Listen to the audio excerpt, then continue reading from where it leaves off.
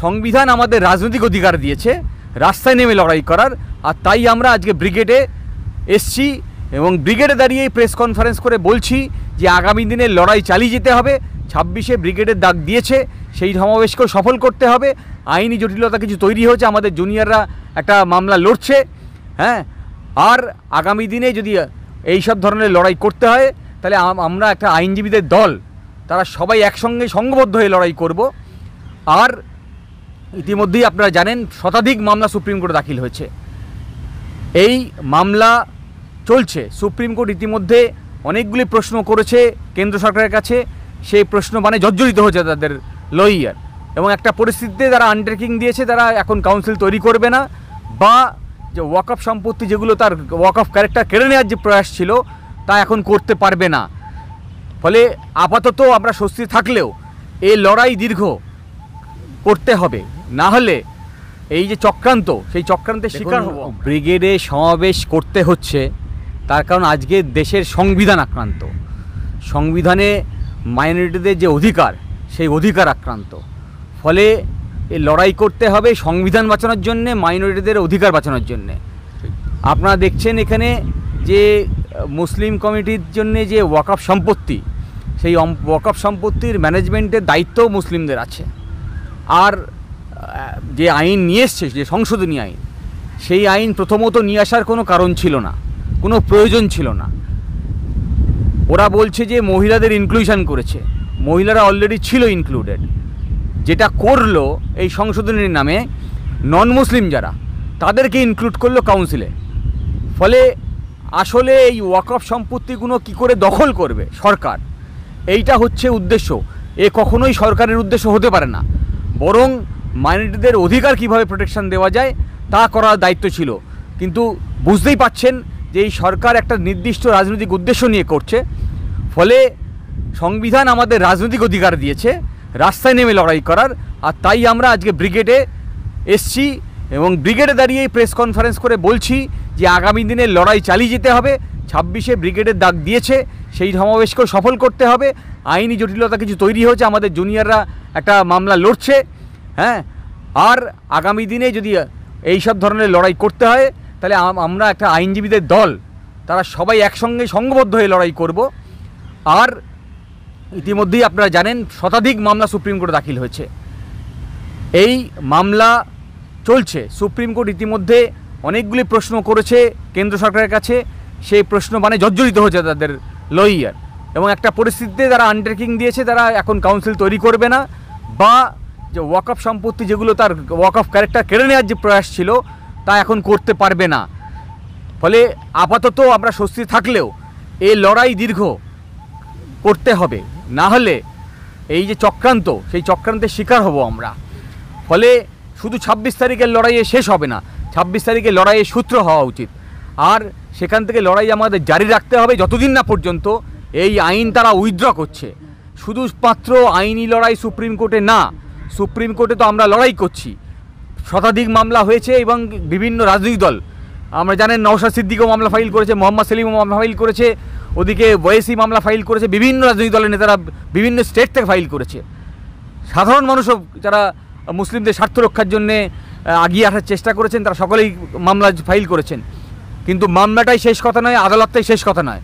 সংবিধান আর্টিকেল 19 আপনাকে রাস্তায় লড়াই করার অধিকার দিয়েছে, তাই সেই রাস্তার লড়াইকে আরও জোরদার করতে হবে, আরও তীব্র করতে হবে, এটুকুই বলা। অনেকে বলছে যে 5 তারিখ পর্যন্ত অপেক্ষা করুন, এখন মিটিং মিছিল করবেন না, কি বলবেন? আইনের লড়াই আইনের পথে চলবে, তার সঙ্গে রাস্তার লড়াইয়ের কোনো সম্পর্ক নেই।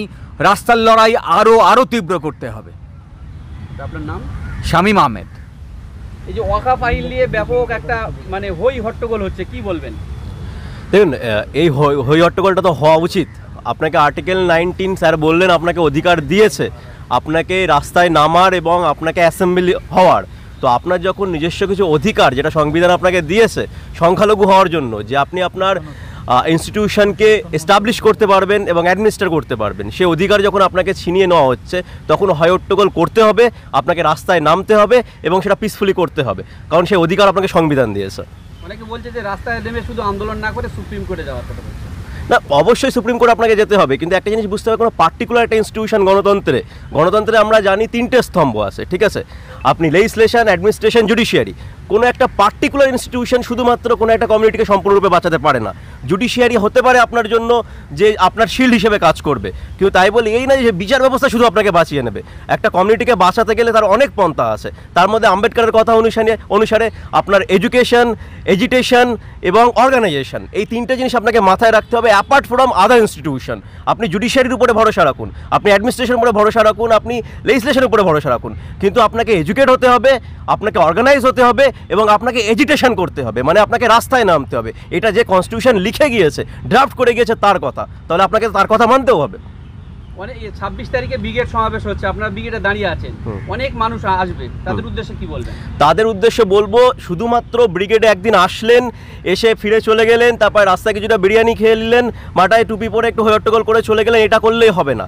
এই যে ব্রিগেড থেকে আপনাদের একটা আন্দোলনের তীব্রতা আপনাদেরকে মধ্যে আছে, সেটা যাতে প্রভাব পায় এবং সেটা আপনারা ব্লক স্তরে যাবেন, নিজের গ্রামের স্তরে যাবেন এবং সেখানে গিয়ে মানুষের মধ্যে সেটা প্রচার করবেন যে ব্রিগেডে আপনারা কী শুনলেন, ব্রিগেডে আপনারা কী দেখলেন, এবং ব্লক স্তরে আপনারা কমিটি গঠন করবেন, ঠিক আছে?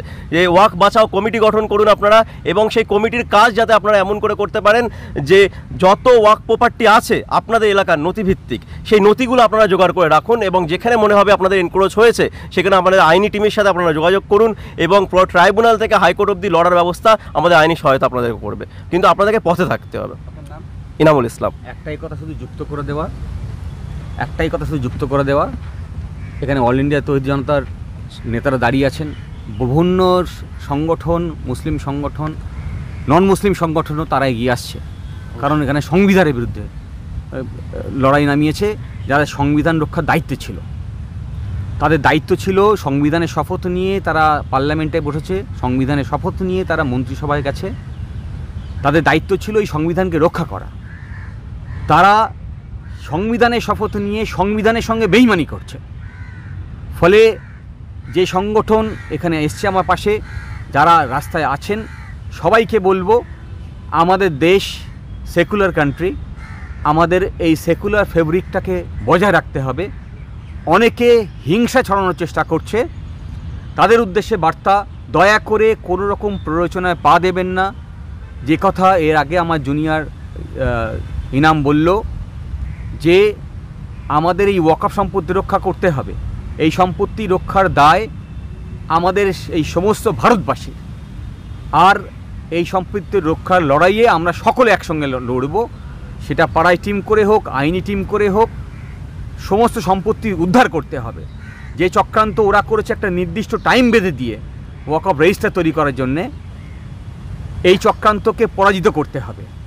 ফলে পাড়ায় পাড়ায় এখনই যেখানে যারা ওয়াকফ সম্পত্তি দেখতে পাচ্ছেন তা স্থির করুন, যদি বেদখল হয়ে থাকে তা উদ্ধারের জন্য ইমিডিয়েটলি নেমে পড়ুন।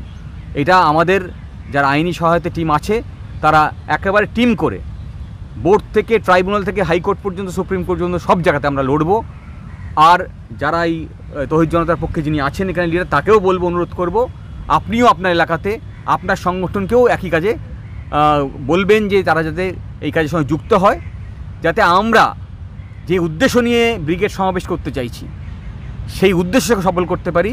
সেই উদ্দেশ্যকে সফল করতে গেলে এই সমস্ত ওয়াকফ সম্পত্তিকে উদ্ধার করতে হবে। ওয়াকফ সম্পত্তি যদি উদ্ধার করা যায় তাহলে এই সম্প্রদায়ের এডুকেশান, স্বাস্থ্য থেকে শুরু করে, শিক্ষা থেকে শুরু করে এর অর্থনৈতিক বিকাশ ঘটবে, সামাজিক বিকাশ ঘটবে। আমি মনে করি যে সমস্ত ওয়াকফ সম্পত্তি উদ্ধার করা যায় তাহলে একটিও মুসলিম থাকবে না যে গরিব থাকবে। ফলে এই কথাটা মাথায় রেখে যারা গরিব সম্প্রদায়ের মানুষ তাদেরকেও এগিয়ে আসতে হবে। দেখবেন প্রচুর সম্পত্তি দখল করে আছে, যারা দখল করে আছেন তারা যে সম্প্রদায়েরই হোক, হতে পারেন তিনি মুসলিম সম্প্রদায়, হতে পারে অন্য সম্প্রদায় দেখবেন না, দেখবেন যে আপনার ওয়াকফ সম্পত্তি সঠিক ম্যানেজমেন্ট হচ্ছে কিনা। এই দায় প্রত্যেকে নিজে ঘাড়ে নিন, আমরা আছি আপনাদের সহায়তা দেওয়ার জন্য।